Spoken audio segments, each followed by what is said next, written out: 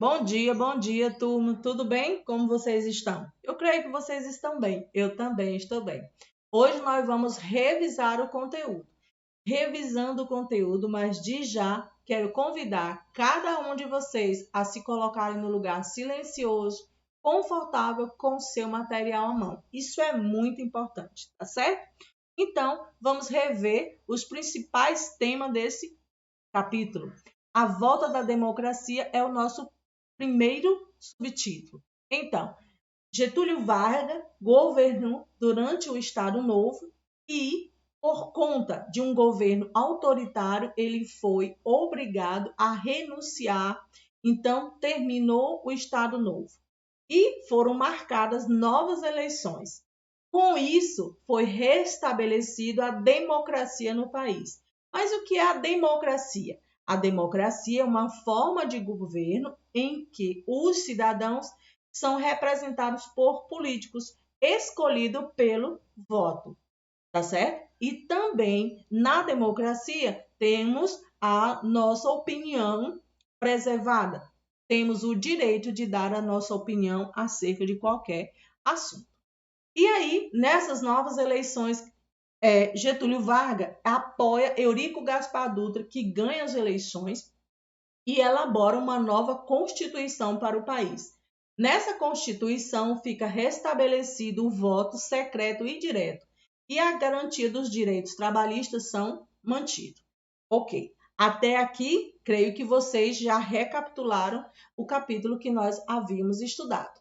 Primeira coisa, foi restabelecida a democracia. Democracia, um regime de governo onde o povo escolhe seus representantes, ok? Então, passado o governo de Eurico Gaspar Dutra, Vargas retorna ao poder. Em 1950, Getúlio Vargas ganha novamente as eleições e volta a governar. Nesse segundo período, ele adotou medidas que potencializou o país no sentido de industrialização. Empresas que ainda hoje existem, elas foram criadas no governo de Getúlio Vargas, no período de 1950, como a Petrobras e o Banco Nacional de Desenvolvimento Econômico e Social, o BNDES. Então, mesmo com todas essas iniciativas de industrializar o país, Getúlio Vargas sofria pressão da oposição, e isso fez com que ele, não suportando mais as pressões da oposição, ele renunciasse, mas ele se recusava a renunciar e, infelizmente, cometeu suicídio. A sua morte foi um evento, foi um acontecimento que causou comoção nacional. Afinal de contas, Getúlio Vargas era um governo populista. Ele agradava as massas. As medidas desenvolvidas por ele agradavam e buscava, entre aspas, vamos dizer, não deixar a população, ou seja, a massa, à margem daquilo que era feito em seu governo. Então, com a morte de Getúlio Vargas, Juscelino Kubitschek assume o governo, ele é eleito em 1955, e Juscelino Kubitschek, ele entra no governo, assume o governo e busca resolver algumas pendências deixadas no governo anterior. Ele entra com uma proposta de desenvolver o país 50 anos em 5. E aí ele resolve e dar continuidade à industrialização do país. Porém, para continuar essa industrialização, Juscelino Kubitschek toma muito dinheiro emprestado, faz grandes empréstimos com outros países. E isso traz e cria uma dívida externa muito grande. Mas ele continua injetando investimento nos setores que ele se propôs a desenvolver, como é o caso das indústrias de transporte e produção de energia. Juscelino Kubitschek também pôs em prática a construção de uma nova capital para o país. E essa construção ela foi planejada de maneira que a construção da capital pudesse interligar a todas as regiões. E para isso foi preciso uma organização que pudesse dar condições dessa integração. Tá certo, turma? Então vamos lá, vamos avançar.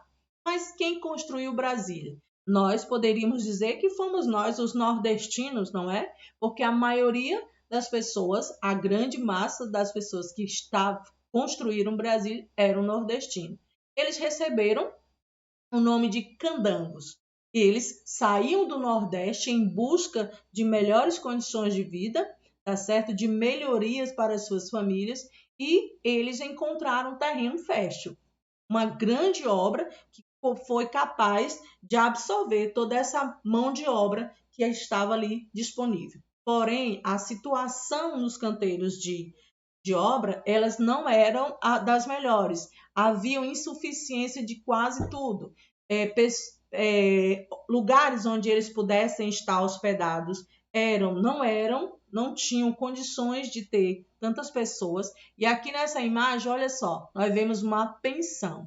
E aqui a gente já vê o quanto que as pensões que estavam ao redor daqueles canteiros de obra eram rudimentares, ou seja, não atendiam às necessidades da maioria daqueles trabalhadores, ok? Então vamos lá. Ao final das obras, é bom ressaltar que ao final das obras, a maioria dos trabalhadores permanecendo, vivendo ao derredor de Brasília, das chamadas cidades satélite, tá certo? Vamos avançar. Essa atividade já nos foi proposta e já foi corrigida. A cultura na década de 1950. Como a mentalidade das pessoas, por ver a construção da nova capital, por ver novos entretenimentos, por viver novos costumes. Vamos ver? Então vamos lá. Houve um surgimento na música, por exemplo. Houve um desenvolvimento por conta do desenvolvimento urbano que o Brasil passava naquele momento. Houve também, vamos dizer assim, um salto na parte cultural. E a primeira é a Bossa Nova. E olha só, no final da década de 1950 foi criado um novo estilo musical que misturava o samba brasileiro com o jazz dos Estados Unidos. Esse estilo ficou conhecido como Bossa Nova e tornou-se sinônimo de música moderna e sofisticada. E o cinema brasileiro? Durante a década de 1950, a produção de filmes brasileiros teve um grande crescimento. As comédias fizeram muito sucesso e tornaram famosos vários atores como Grande Otelo, Oscarito e Desi Gonçalves. A partir de 1955, alguns cineastas passaram a produzir filmes que mostrassem a cultura popular do país e as duras condições de vida da população mais pobre. Um dos destaques é o filme Rio 40 Graus, que destaca o cotidiano das favelas do Rio de Janeiro.